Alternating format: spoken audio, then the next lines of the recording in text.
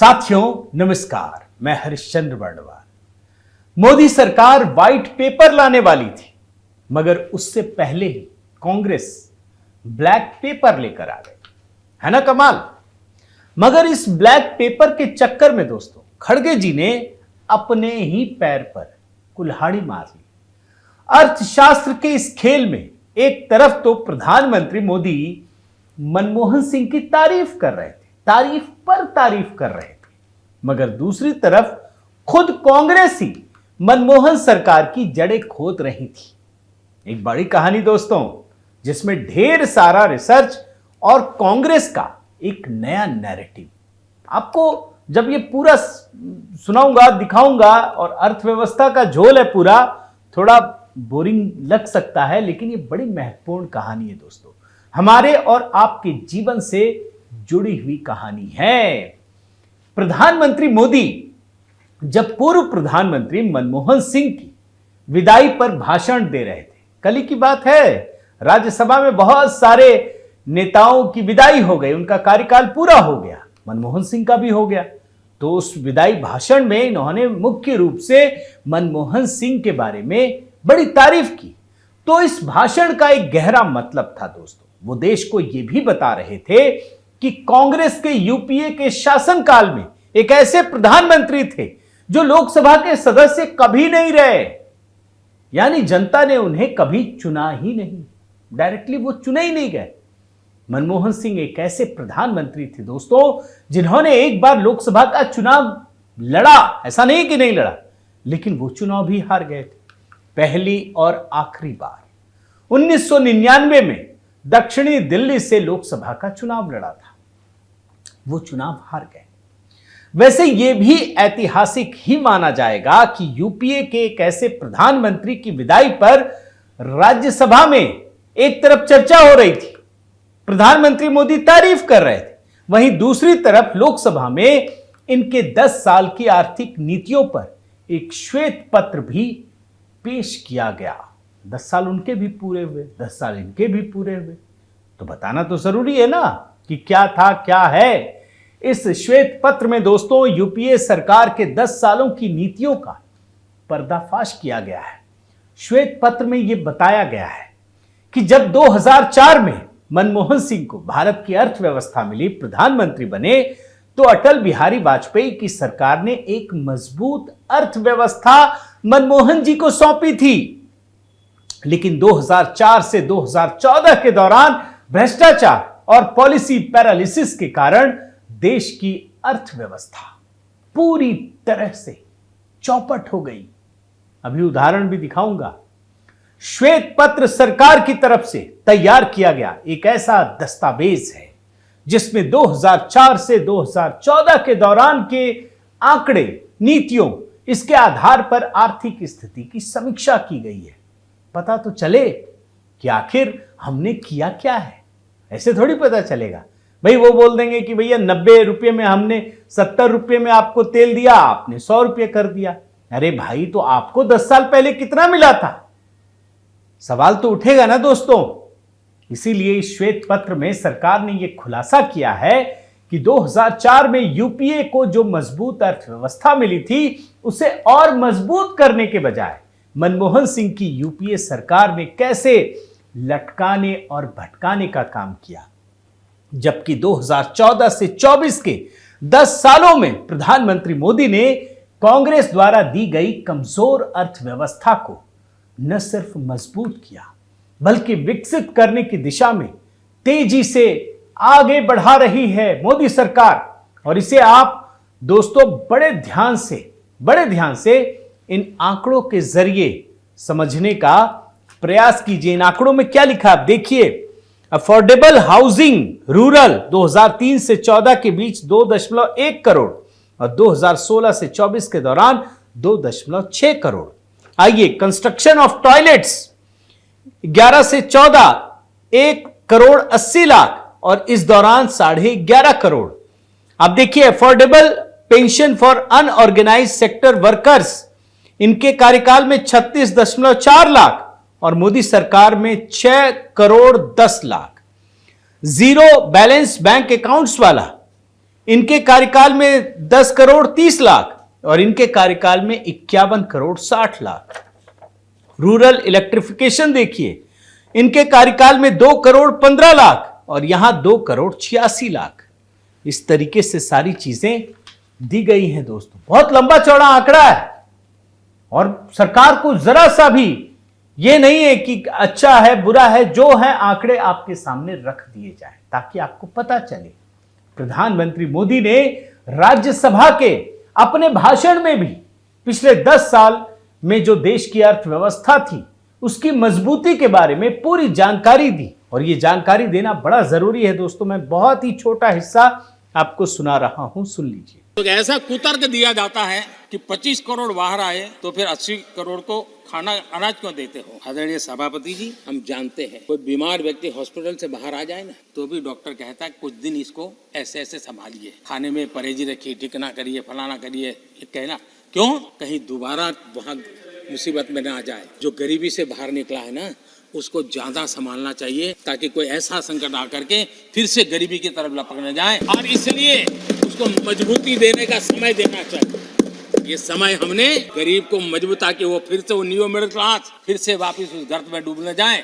हम 5 लाख रुपए आयुष्मान का देते हैं ना, उसके पीछे एक इरादा है, परिवार में एक बीमारी आ जाए ना, मध्यम वर्ग का आदमी भी गरीब बनने से देर नहीं लगती है। और इसलिए गरीबी से बाहर निकलना जितना जरूरी है उतना गलती से भी गरीबी की तरफ पीछे न चला जाए, उसके लिए ध्यान रखने की आवश्यकता है। और इसलिए हम अनाज देते हैं, अनाज देते रहेंगे। वैसे कांग्रेस के बारे में एक बात बतानी पड़ेगी दोस्तों, ये ना चालबाजियों को बड़ा जल्दी समझ जाती है। अब सरकार श्वेत पत्र लाने वाली, इस इरादे को कांग्रेस समझ गई कि होगा क्या। भाई मनमोहन सिंह के 10 साल के कार्यकाल का काला चिट्ठा ही तो खुलेगा, अच्छा हुआ क्या। इसलिए कांग्रेस ने उससे पहले ही एक नई चालबाजी की। सुबह सुबह बिल्कुल एक ब्लैक पेपर जारी कर दिया, खड़गे साहब भी हैं, और उन आरोपों की फहरिस्त भर दी। नई बात कुछ नहीं है, जो 10 साल से टेप रिकॉर्डर में चल रहा है, पीएम मोदी के खिलाफ आरोप लगा रहे हैं, वही टेप रिकॉर्डर को ब्लैक पेपर की शक्ल में परोस दिया। लेकिन कहते हैं ना कि कांग्रेस थोड़ा देर से चलती है। शह और मात के इस खेल में पीएम मोदी एक दिन पहले ही अपनी चाल चल चुके थे। श्वेत पत्र तो छोड़िए, और इन आरोपों के ब्लैक पत्र जारी करने के एक दिन पहले ही राज्यसभा में प्रधानमंत्री मोदी ने कांग्रेस के एक एक आरोपों की सच्चाई देश के सामने खोल कर रख दी थी। और जब यह ब्लैक पेपर जारी किया गया तो यह भी बता दिया कि कांग्रेस का यह आरोप पत्र बुरी नजर से बचाने वाला एक काला टीका है। भाई उनको तो जवाब देना पड़ेगा ना। और कांग्रेस ने ब्लैक पत्र में दोस्तों यह आरोप लगाया कि देश में पिछले 10 सालों में सरकार ने बेरोजगारी पर कोई बात नहीं की है, और प्रधानमंत्री मोदी सिर्फ यही बता रहे हैं कि देश में कितने पीएसयूज बढ़े। मगर आपको जानना चाहिए दोस्तों कि पीएसयूज पर प्रधानमंत्री मोदी के जिस बयान से कांग्रेस में हाय तौबा मची है, वो बयान सुनना जरूरी है। आखिर पीएसयू के बारे में पीएम ने क्यों कहा? भाई आप मैंने एक आरोप लगाते हैं, उस पर वो जवाब देते हैं, तो उस जवाब को नए संदर्भ में पेश करके कंफ्यूजन क्रिएट करते हैं। पीएसयू वाला वो बयान सुन लीजिए। अब प्रचार किया जा रहा है पीएसयू बंद हो गए, पीएसयू बंद हो गए। अब उनको तो याद भी नहीं होगा क्या है, बस किसी ने पकड़ा दिया, बोलो बोलो। 2014 में देश में 234 पीएसयू थे, 234। अब 14 में जब उन्होंने छोड़ा 234, 234, आज 254 है। वैसे पीएसयूज पर जब बात हो रही है दोस्तों, तो सामान्य समझ का व्यक्ति भी यह जान सकता है कि जब पीएसयूज की संख्या बढ़ी है तो देश में नौकरियों की संख्या भी बढ़ी होगी। लेकिन कांग्रेस समझना थोड़ी ना चाहती है। और यही नहीं, देश में पिछले 10 सालों में 18 करोड़ ईपीएफओ के खाते खुले हैं। 10 साल में 18 करोड़। और ये ईपीएफओ के खाते उन्हीं लोगों के खुलते हैं जिन्हें नौकरी मिलती है। ऐसा नहीं है उसमें पैसा जमा होता है। अब इनको कौन समझाए? अब कांग्रेस ने अपने ब्लैक पेपर में दोस्तों प्रधानमंत्री मोदी पर, रोजगार से हटकर बता रहा हूं, राष्ट्रीय और आंतरिक सुरक्षा पर ध्यान न देने का वही पुराना आरोप लगाया जो राहुल गांधी पिछले 10 साल में हर चुनाव के पहले करते रहे। एक ही बात मगर कांग्रेस का यह आरोप भी पीएम मोदी के एक बयान को लेकर था। दरअसल राज्यसभा में प्रधानमंत्री मोदी ने कांग्रेस के देश विरोधी कारनामों का खुलासा किया था और जबरदस्त अंदाज में सुनाता हूं, सुन लीजिए। इस कांग्रेस ने आतंकवाद और अलगाववाद को अपने हित में पनपने दिया, जिस कांग्रेस ने नॉर्थ ईस्ट को हिंसा, अलगाव और पिछड़ेपन में धकेल दिया, जिस कांग्रेस के राज में नक्सलवाद के लिए देश के लिए एक बहुत बड़ी चुनौती बनाकर के छोड़ दिया, जिस कांग्रेस ने देश की बहुत बड़ी जमीन दुश्मनों के हवाले कर दी, जिस कांग्रेस ने देश की सेनाओं का आधुनिकीकरण होने से रोक दिया, तो आज हमें राष्ट्रीय सुरक्षा और आंतरिक सुरक्षा के लिए भाषण दे रहे हैं। समझ गए ना?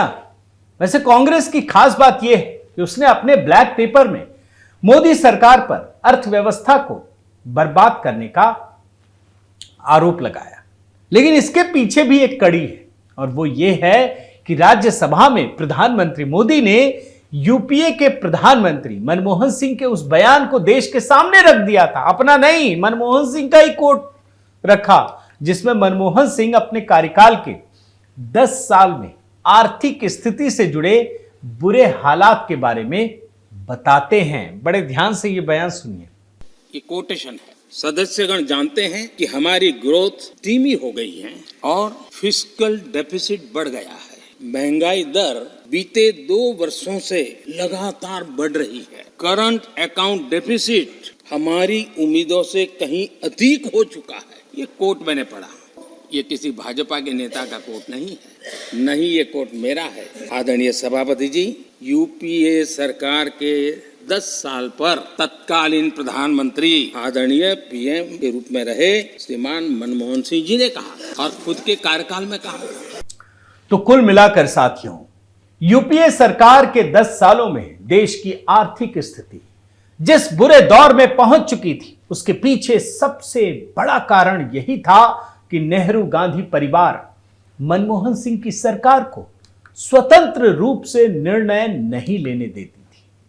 इन 10 सालों में देश के प्रधानमंत्री के पद से ऊपर सोनिया गांधी की एक एडवाइजरी काउंसिल काम करती थी, जिसमें लेफ्ट लिबरल इकोसिस्टम के ऐसे व्यक्ति थे जिन्हें ना तो जनता ने चुनकर भेजा था और ना ही उनके सामने देश के भविष्य का कोई विजन था। यूपीए सरकार देश के बारे में सिर्फ उतना ही सोचती थी जिससे उसके हाथों से सत्ता ना निकलने पाए। बस इतना ही सोचो, सत्ता रहना चाहिए भैया, बाकी जाए। और इसी सोच और नीति का परिणाम था कि देश के समग्र विकास के लिए नीतियों को तेजी से लागू करने में देश की आबादी और गरीबी को एक रोड़ा बताया जाता था। भाई आप कर नहीं पाएंगे तो क्या करेंगे, रोड़ा ही तो बताएंगे।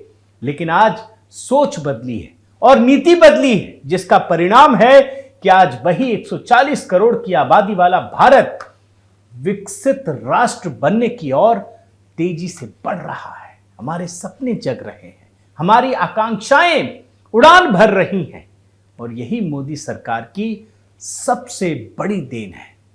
बहुत बहुत धन्यवाद। आपसे निवेदन है साथियों कि आप मेरे इस चैनल को जरूर सब्सक्राइब कीजिए, लाइक कीजिए, कमेंट कीजिए, अपना प्रेम और स्नेह बनाए रखिए। साथ में बेल आइकन भी दबाइए, हमारे व्हाट्सएप चैनल से भी जुड़िए। बहुत बहुत धन्यवाद। जय सिया राम।